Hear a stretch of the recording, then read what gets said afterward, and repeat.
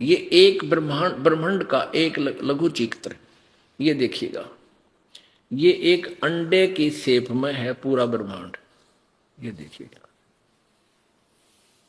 ये एक अंडे की यानी एलिपिकल शेप में है, इसलिए इसको अंड भी कहते हैं, इसको ब्रह्मांड भी कहते हैं। पिंड शरीर को भी, शरीर भी इसी का रूप है। शरीर के अंदर ये सब रचनाएं आप टेलीविजन की तरह देख सकते हो अपने कमलों में। इसलिए पिंड ब्रह्मांड अंड इसी को कहते हैं, अंड। अब यहां क्या है कि इसमें ये नीचे एक पाताल लोक है, ये सूतल रसातल तलातल, ये अन्य लोक है, ये पृथ्वी लोक है, ये स्वर्ग लोक है और नरक साथ में है। ये धर्मराय का लोक है, ये यहाँ मानसरोवर इसने अपना बना रखा कालनस। और ये श्री शिव का लोक, काल के पुत्र का, तमगुण शिव का। और ये ब्रह्मा जी का, रजोगुण ब्रह्मा जी का लोक, ये विश्व सतोगुण विष्णु जी का लोक, ये इनकी राजधानियां हैं। यहाँ बैठकर के ये तीनों भगवान इस पाताल लोक, पृथ्वी लोक और इस पाताल लोक के जीवों को कंट्रोल करते हैं। इस काल ने ये एक अलग से ब्रह्मलोक बनाया है, ये अलग स्थान है ब्रह्मलोक। इसमें यहां इसने एक महास्वर्ग बनाया है अलग से। ये इसमें इस महास्वर्ग का राजा महेंद्र, महेंद्र का द्वीप महाइंद्र। ये फिर नकली सतलोक, नकली अलखलोक, नकली अगमलोक, नकली अनामी लोक यहां बना रखे हैं। इसके बाद इसने ये सब यहां एक और बंद बना दिया। और इसके बाद ये यहां रहता है जहां ये दुर्गा को इसने यहां 3 स्थान बना रखे हैं। एक तो रजोगुण प्रधान क्षेत्र, एक सतोगुण प्रधान क्षेत्र और एक तमोगुण प्रधान क्षेत्र। अब इसमें जब ये इस सतोगुण प्रधान रजोगुण प्रधान क्षेत्र में आते हैं, दुर्गा को ये सावित्री रूप बना लेता है और स्वयं ब्रह्मा रूप धारण कर लेता है। तो इस वेशभूषा में ये दोनों होते हैं। तो इन दोनों के संयोग से जो पुत्र उत्पन्न होता है वो रजोगुण युक्त हो जाता है और उसका नाम ये ब्रह्मा रख देते हैं। ये एक एक गुण युक्त कैसे बनाए जाते हैं, ये स्थान अब ध्यान से सुनिए। जैसे एक मकान में और 3 कमरे हों, 3 कक्ष रूम हो, उस एक कमरे में तो साधु संत फकीरों के भक्तों के चित्र लगे हों, वहां जाते ही आपका स्वभाव एकदम शांत और बहुत ही विकार रहित बन जाता है, बिल्कुल शांत हो जाते हो। और एक कमरे में लगे हैं अश्लील चित्र, अर्धनग्न शरीर, तो उसमें जाते ही आपके अंदर अपने आप उथल पुथल शुरू हो जाएगी, वो गंदी विचार उत्पन्न हो जाएंगे, उसी तरह आपका शरीर स्वभाव बन जाएगा। और तीसरे में लगा रखे हैं इन देशभगत क्रांतिकारी और सूरवीरों के चित्र, वहां जाते आपका शरीर उसी तरह गर्म होने लग जाएगा और उनकी इतिहास याद करके आपके अंदर कुछ समय के लिए तो उसी तरह की भावना बन जाएगी। तो इस काल ने 3 स्थान बना रखे ऊपर, सबसे ऊपर ब्रह्मांड में, वहां कोई नहीं जा सकता इसके आगे हुक्म बिना, दुर्गा भी नहीं जा सकती। जब ये चाहता है तब उसको वहां बुला लेता है। अब वहां इसने 3 स्थान बना रखे, एक रजोगुण प्रधान क्षेत्र और एक सतोगुण प्रधान क्षेत्र, एक तमोगुण प्रधान क्षेत्र। जब ये रजोगुण प्रधान क्षेत्र में दोनों रहते हैं तो वहां ये स्वयं, जैसा आपने ब्रह्मा के चित्र देखा, ऐसा रूप बनाता है और दुर्गा को भी सावित्री रूप में रखता है।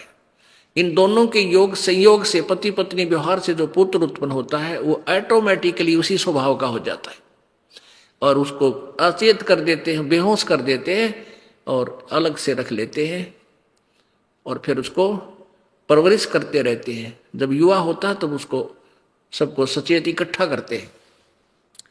और जिस समय ये सतोगुण प्रधान क्षेत्र में होते हैं वहां ये विष्णु रूप धारण कर लेता है, दुर्गा को लक्ष्मी रूप धारण कराता है और उस समय इनके संयोग से जो पुत्र उत्पन्न होता है वो उसी सतोगुण से युक्त हो जाता है। और तीसरे स्थान पर ये शिव के रूप में रहता है। जैसे ऐसे ही जटा बढ़ा ली, गले में सांप डाल लिए और दुर्गा को पार्वती रूप बना देता है।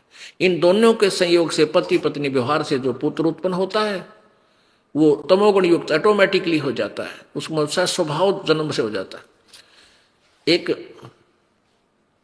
घर में एक लड़का छोटा सा बालक चोरी करा करता, चोरी करने लग गया और नाम भी ले रखा उसने। तो उसकी दादी ने नाम ले रखा, लड़के ने भी नाम ले लिया, लड़के की मां ने ले लिया, और उसका पिताजी चोरी करा करता। तो वो लड़का नाम भी ले लिया, 1 साल हो गया, फिर भी वो छोटी मोटी चीज किसी की ठा लावे, चुरा लावे। 8, 7, 10 एक वर्ष का बच्चा हो गया। तो उसकी दादी ने शिकायत करी कि महाराज जी ये चोरी नहीं छोड़ता। जब हम घर घर जाया करते थे सत्संग करने, मैंने उस बच्चे को बुलाया, अब बेटा तू चोरी क्यों करता है, तू भक्त है, तेरा नाम खंड हो जाएगा। कहने लगा महाराज जी पता नहीं मेरे ऐसी हुक किसी उठे है, जन ईश्वर चीज ने ठाकर भाज लू। मैं बोला बेटा ये त्याग दे बुराई। तो फिर वहां बताया उन्होंने कि इसका पिता चोर है और वो भी चोरी करता है, और उस बच्चे का के अंदर वो गुण पिता वाला विद्यमान है। अब बाद में तो उसने त्याग दिया, खैर परमात्मा कहते हैं उसमें परिवर्तन आ ही जाता है। अच्छे परमात्मा की महिमा सुनने से बाद में उस बालक ने छोड़ दिया। तो उस पिता के गुण उसमें विद्यमान थे, वो चोरी वाले। ऐसे ही जिस भी स्वभाव से जैसे ही वहां रहता है, काल उसी स्वभाव के बालक उत्पन्न करके रजगुण ब्रह्मा बना देता है, सतगुण विष्णु, तमगुण शिव जी। अब ये दास ने आपको एक चित्र दिखाया, अब ये श्रीमद देवी भागवत आपका आराम तो समझ में आ जाएगी। अब देखना पुण्यात्माओं, ये इतना प्रयत्न ये दास तो कर रहा है आपको संशय रहित करने के लिए, और जब तक आप संशय रहित नहीं होगे आप भक्ति नहीं कर सकते। कोई ना कोई काल का दूत आपको ऐसा बिगाड़ देगा, ऐसे जो गप्पे मारेगा और आपको भक्ति से दूर कर देगा। ये दास चाहता है कि आपको ऐसा मास्टर बना दूं, चाहे ब्रह्मा विष्णु महेश भी आ जा खुद, तो भी आपने कहोगे नहीं महाराज जी हमने ज्ञान प्राप्त हो गया। आपने चाहिए था जो हमारे साथ, आपने कल्याण कराना तो हमारे साथ आओ। हम आपके ज्ञान से संतुष्ट नहीं हो सकते किसी सूरत में। अब देखो श्रीमद देवी भागवत, अब देखिएगा श्रीमद देवी भागवत गीता प्रेस गोरखपुर से प्रकाशित वही है जो पहले आपको दिखाई। ये बार बार दिखाना इसलिए आवश्यक है क्योंकि ये फिल्म बनकर जाएगी, सीडी बन रही है और भक्तों के पास जाएगा। संपादक हनुमान प्रसाद पोदार, चिमनलाल गोस्वामी। तो कोई किसी सीडी को देख पाओगा, कोई किसी को ना देख पाएगा, तो प्रत्येक में प्रमाण हो तो शीघ्र समझ में आएगा। प्रकाशक एवं मुद्रक गीता प्रेस गोरखपुर, गोविंद भवन कार्यालय कोलकाता का संस्थान। अब इसके तीसरे सकंद में पृष्ठ नंबर 113 से श्रीमद देवी भागवत तीसरा सकंद पृष्ठ 113 है। जन्मे जय ने पूछा भगवान आपने अंबा यज्ञ अर्थात परम पवित्र नवरात्र व्रत करके उसके द्वारा देवी की आराधना करने की आज्ञा दी है, अतः वे कौन देवी है, कैसे और कब प्रकट हुई, यानी कब उसका जन्म हुआ, उनके पधारने का क्या उद्देश्य है, तथा वे किन गुणों से विभूषित है, अंबा यज्ञ किस प्रकार होता है, उसका कैसा स्वरूप है। ब्रह्मन साथ ही विस्तार पूर्वक ब्रह्मांड की उत्पत्ति भी कही है, क्योंकि भूदेव ब्रह्मांड के विषय में जो कुछ कहा गया है वह जैसा जो है वे सभी बातें आप जानते हो। मैंने सुना है ब्रह्मा विष्णु और रुद्र ये 3 सगुण देवता हैं। अब स्पष्ट कह रहा है, ये जन्मेजय व्यास जी से पूछ रहा है कि मैंने सुना है ब्रह्मा विष्णु और रुद्र यानी महेश ये सगुण देवता है, यानी रजगुण ब्रह्मा है, सतगुण विष्णु, तमगुण शिव। आगे देखो, कर्म से सृष्टि पालन और संहार कार्य उत्तरदायित्व इन पर रहता है। परमानंद पराशर नंदन व्यास जी, अब मैं इनके विषय में विस्तार पूर्वक सुनना चाहता हूं, आप बतलाने की कृपा करें। व्यास जी कहते, राजन तुम्हारी बुद्धि बड़ी विशाल है। अभी तुमने जो पूछा कि ब्रह्मा आदि की उत्पत्ति कैसे हुई, अब ब्रह्मा आदि माने ब्रह्मा विष्णु महेश की उत्पत्ति कैसे हुई, सो वह महान कठिन विषय है। इसमें अनेक प्रश्न उठ जाते हैं। यही प्रश्न पूर्व समय में मैंने नारद जी से किया था। मैंने कहा, मुने आप बुद्धिमान हैं और मुझे यह बताने की कृपा कीजिए कि इस विस्तृत ब्रह्मांड के प्रधान कर्ता कौन है। मुनिवर, यह ब्रह्मांड कहाँ से उत्पन्न हो गया। द्विजवर, साथ ही यह भी बताइए कि यह ब्रह्मांड विनाशशील है अथवा रहने वाला। इसकी रचना करने वाला, इसकी रचना करने वाला 114 पृष्ठ, करने वाला कोई एक है अथवा अनेक है।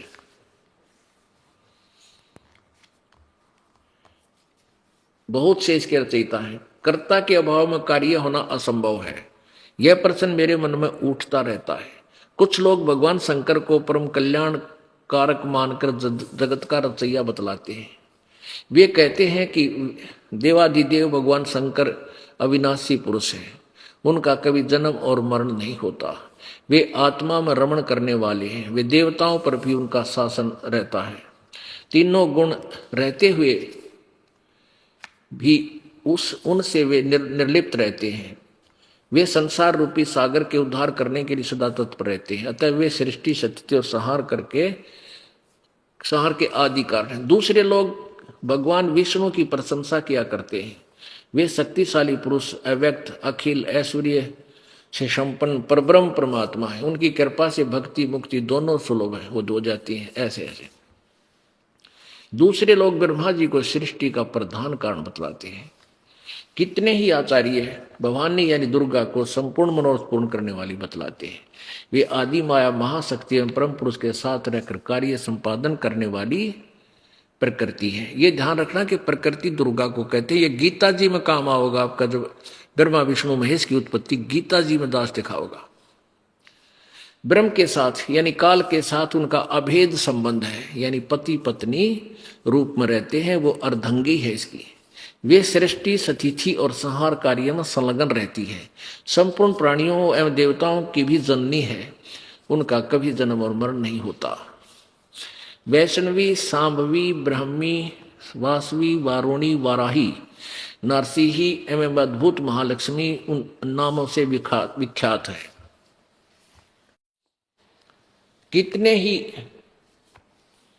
कितने श्रेष्ठ मुनि कहते हैं कि जो निरंजन, निराकार, निर्लेप, निर्गुण, अरूप एवं व्यापक ब्रह्म है, उनसे जगत की सृष्टि हुई है।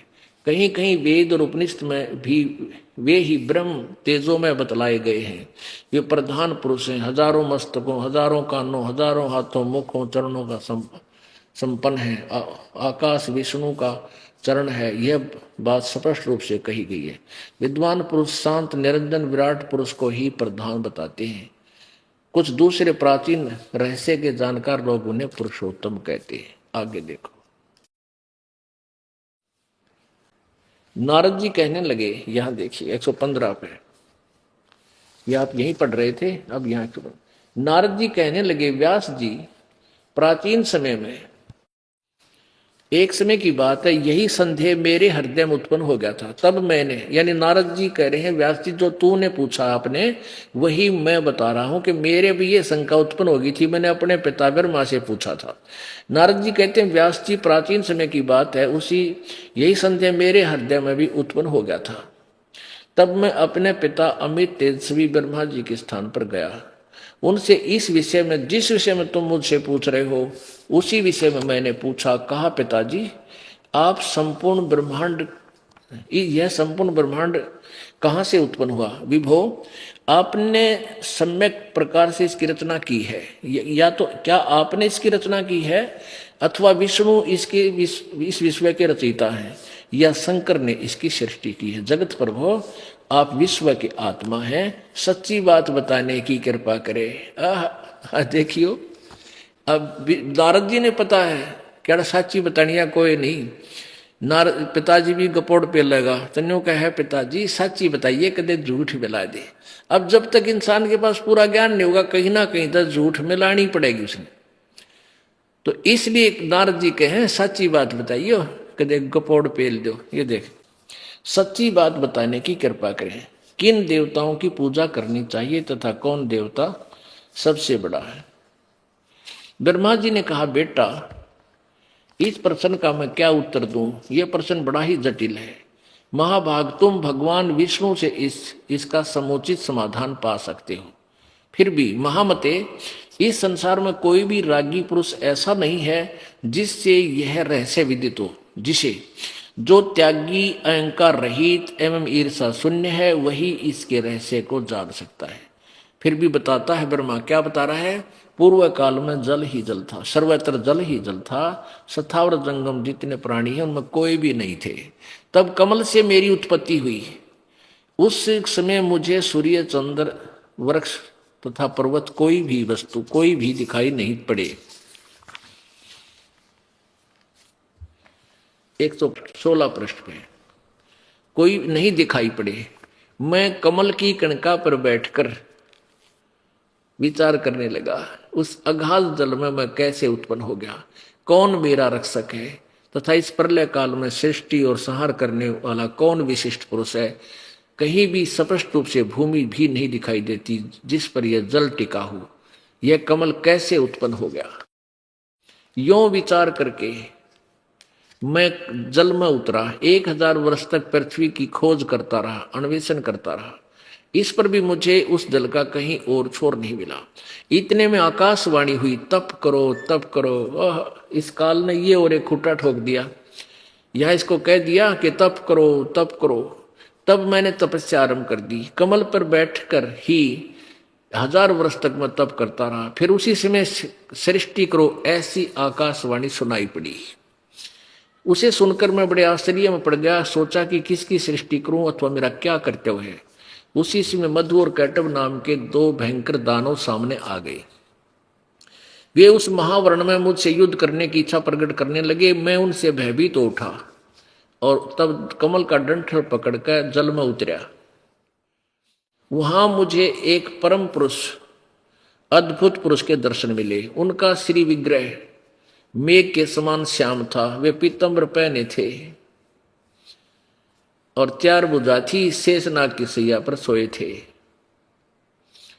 उन जगत प्रभु के गले में वनमाला भी सुशोभित थी और रही थी शंख, चक्र, गदा और पद्म। इन 4 आयुधों से यानी शस्त्रों से शोभा पा रहे थे। ऐसे शेष स्यायी भगवान विष्णु का मुझे दर्शन हुआ।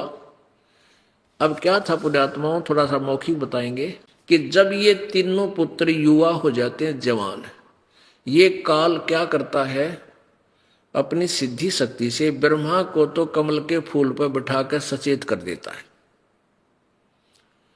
और विष्णु जी को शेषनाग की सैया पर और शिव जी को कैलाश पर्वत पर। जब तीनों को इकट्ठा कर देता है, फिर ये दुर्गा इनकी बाग टोर संभाल लेती है। अब देखो, विष्णु ब्रह्मा जी कह रहे हैं कि मुझे नहीं पता मैं कितना उत्पन्न हो गया।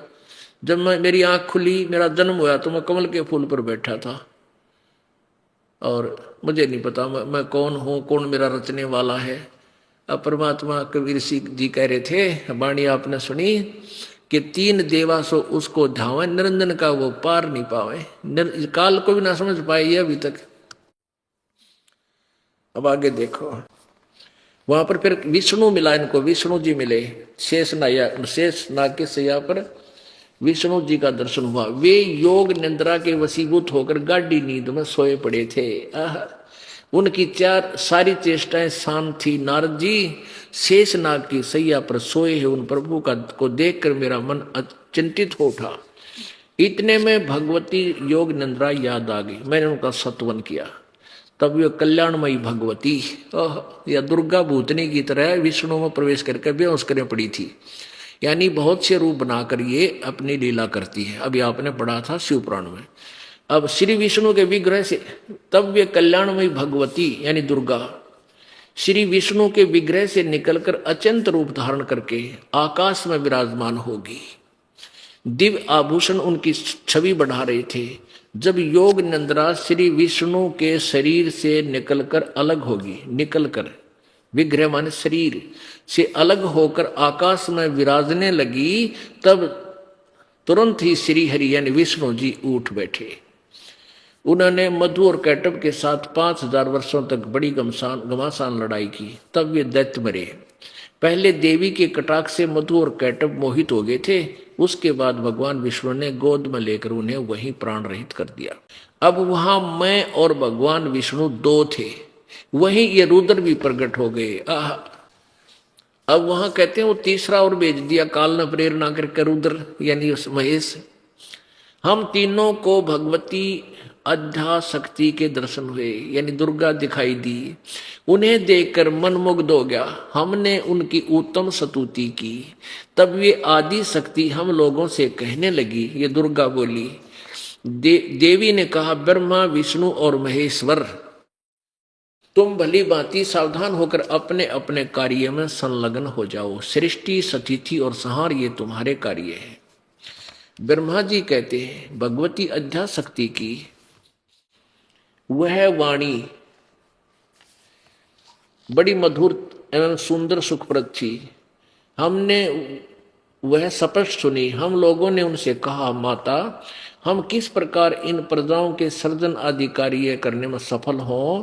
विस्तृत भूमि का अभाव है, सभी स्थान जलमग्न है। हमारी बात सुनकर उन कल्याण स्वरूपिणी भगवती का मुखमंडल मुस्कान से भर गया। इतने में एक सुंदर विमान आकाश से उतरा, काल ने भेज दिया।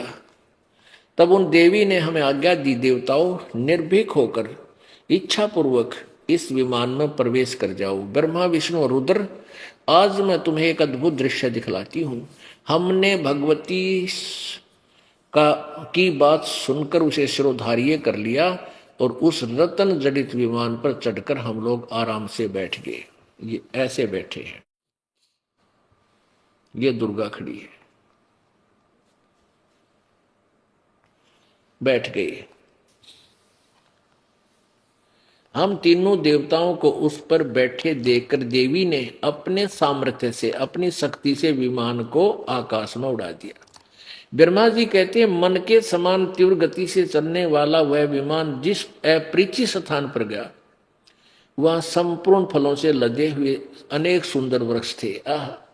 आगे एक अत्यंत सुंदर नगर दिखाई पड़ा। अद्भुत चार द्वारी उस नगर की छवि बढ़ा रही थी। उसमें बहुत से ऊंचे ऊंचे महल थे। उचित स्थान पर यज्ञशाला बनी थी। अक्षर भर के बाद वह विमान एक दूसरे सुंदर प्रदेश में पहुंचा, जहां हमने देखा अनूप नंदनवन था, ऐसे ऐसे थे।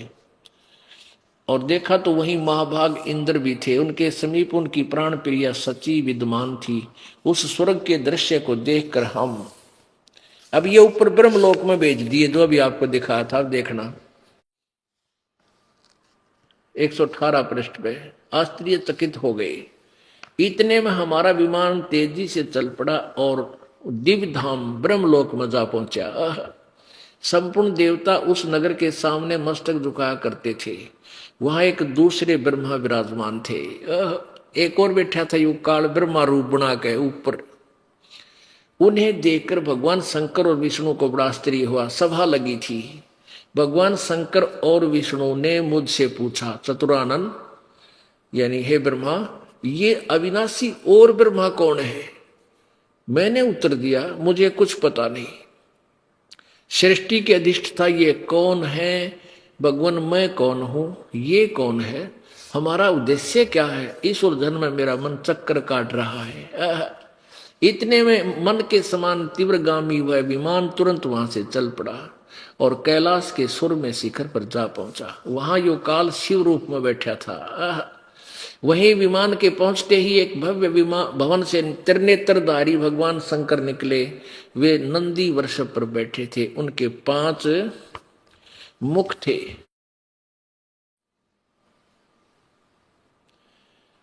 और 10 भुजाएं थी। मस्तक पर चंद्रमा सुशोभित हो रहा था। अक्षर भर के बाद वह विमान उस शिखर से भी पवन की समान तेज चाल से उड़ा। और बैकुंठ लोक में पहुंच गया। वो सतोगुण प्रधान क्षेत्र में जहां ये काल महाविष्णु रूप में था पहुंच गया। वहां भगवती लक्ष्मी का विलास भवन था। बेटा नारद, वहां मैंने जो संपत्ति देखी उसका वर्णन करना मेरे लिए असंभव है। उस उत्तम पुरी को देखकर विष्णु का मन आश्चर्य के समुद्र में गोते खाने लगा। वहां कमल लोचन श्री हरि विराजमान थे। वो काल विष्णु रूप में विराजमान था और वहां दुर्गा लक्ष्मी रूप में थी। अलसी के फूल के समान उनके श्री विग्रह की कांति थी। पीताम्बर पहने थे, 4 भुजाएं थी। वे पक्षी राज गरुड़ पर विराजमान थे। दिव्य आभूषणों से उनकी अनुपम शोभा हो रही थी। प्राण प्रिया लक्ष्मी जी चंवर ढुला रही थी।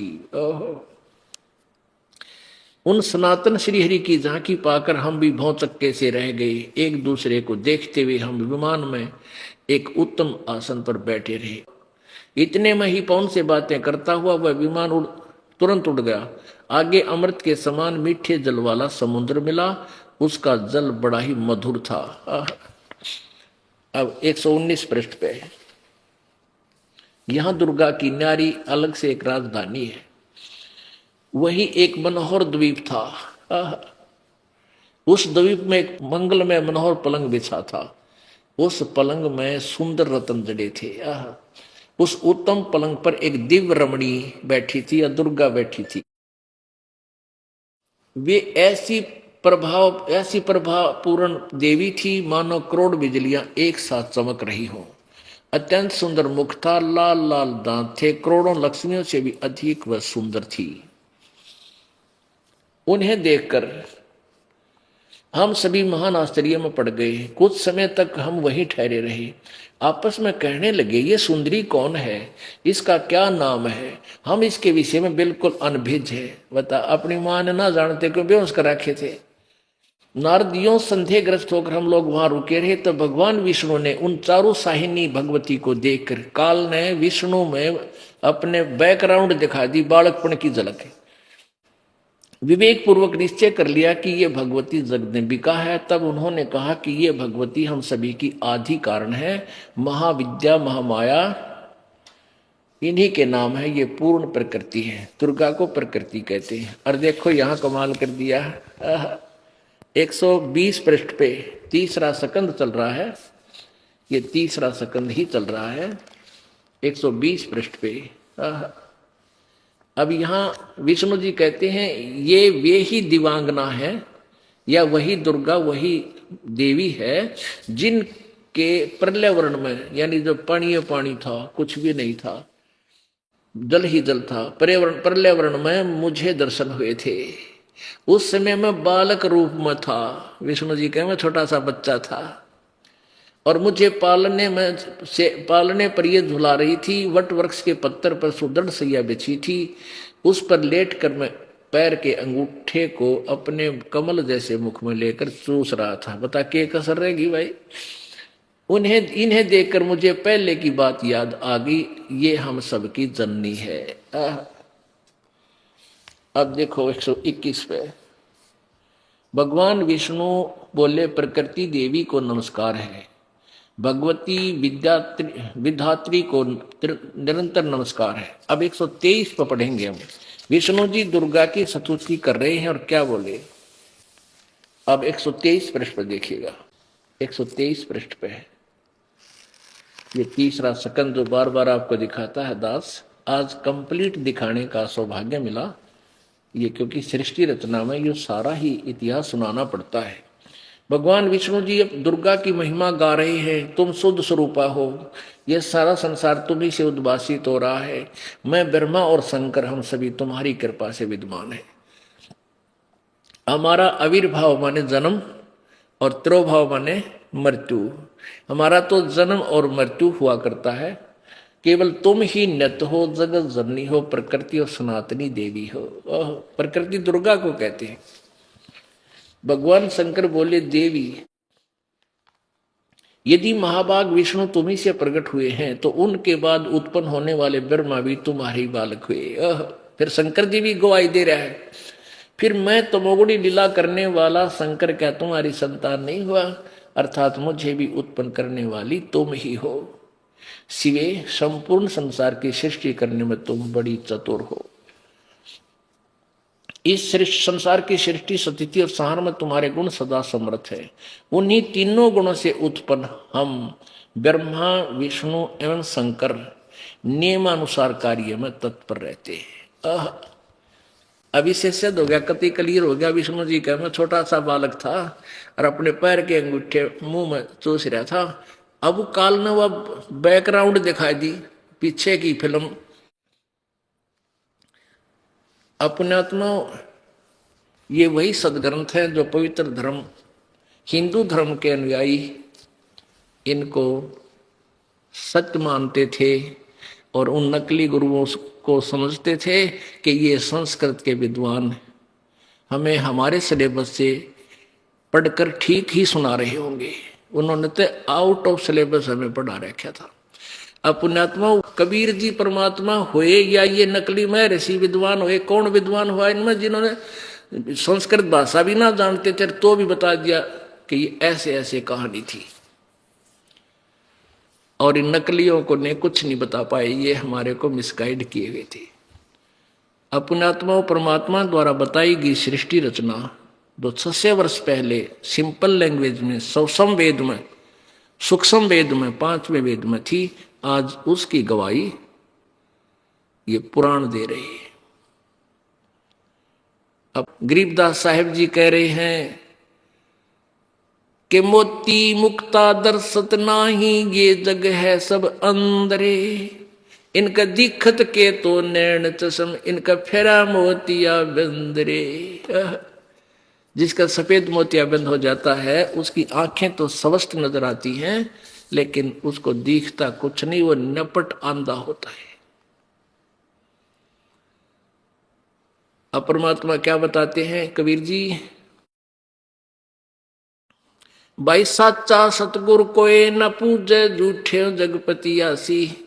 अंधे की बा गई अंधे, नय मार्ग कौन बतासी। अंधे का हाथ अंधा पकड़ेदा था और आगे वाला अंधा अपने आप को मैं ऋषि सिद्ध कर रहा था कि मैं पूरी दिखाई देता, जाओ मेरे पीछे पीछे। सबको उसमें नरक में ठुकवा दिया। पुण्यात्माओं, ये सौभाग्य है आपका कि आपका इस समय में जन्म है बिचली पीढ़ी में, और सौभाग्य है आपको ये दास का ये ज्ञान परमात्मा का दिया हुआ ये तत्वदर्शी संत मिल गया। अब परमात्मा कहते समझा है तो सिर दर पाओ और बहुर नहीं रे ऐसा दाव। बोलो सतगुरुदेव।